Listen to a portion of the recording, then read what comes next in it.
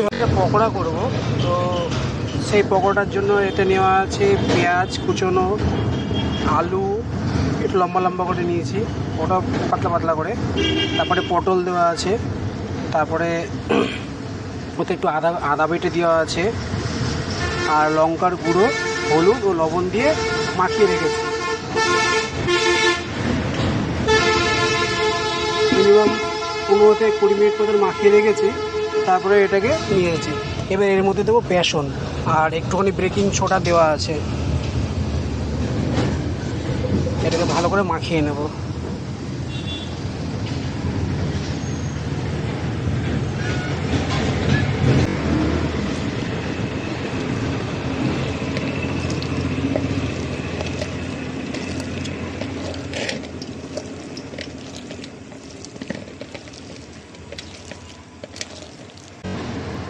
তো এটা মাখিয়ে নেওয়া হয়ে গেছে, তো এটাকে জাস্ট একটুখানি রেখে দেবো। এইদিকে আমার তেলটা গরম হচ্ছে, বাট তেলটাকে প্রচুর গরম করা যাবে না, মিনিমাম লো হালকা স্টিমের মতো রাখতে হবে, যাতে বড়াটা ওপরটা যেরকম ভাজা হবে ভেতরটাও যেন সেরকম মুচমুচে হয়। দিয়ে রেখে সেটা ছোটো ছোটো করে ছেড়ে দেবো।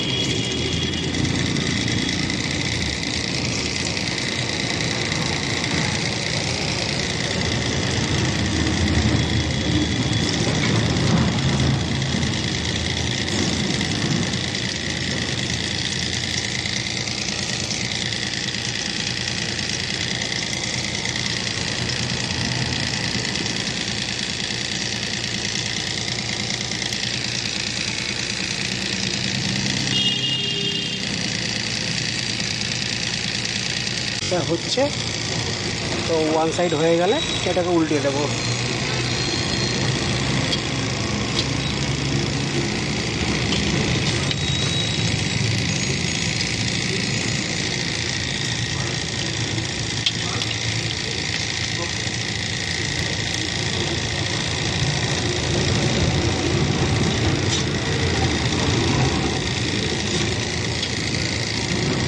মধ্যে একটা ক্রাঞ্চি ভাব চলে আসছে, তো এই টাইমে স্টিমটাকে লো রাখতে হবে যাতে এর ওপরটা তাড়াতাড়ি রেডি না হয়ে যায়, আর কারণ ওপরটা রেডি হয়ে গেলে ভেতরটা রেডি হবে না, তো সেই তুলনায় স্টিমটাকে হালকা রাখতে হবে আর মাঝে মাঝে উল্টে দিতে হবে, তাহলে কী হবে জিনিসগুলো ঠিকঠাকভাবে রেডি হবে ভেতরটা।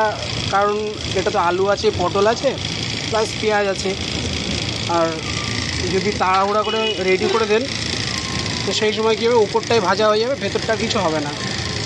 আর যখন প্রপারলি রেডি হবে তখন মানে একটু যদি সস দিয়ে কেউ খায় তো সেই ফিশ ফিঙ্গার বা কী বলবো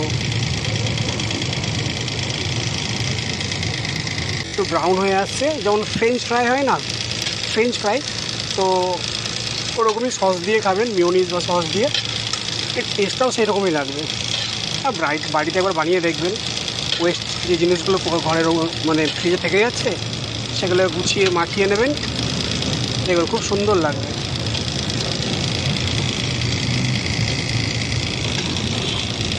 দেখুন যত রেডি হবে এই যে ফ্যাপড়াগুলো থাকে না তেলের, এগুলো কমতে থাকবে।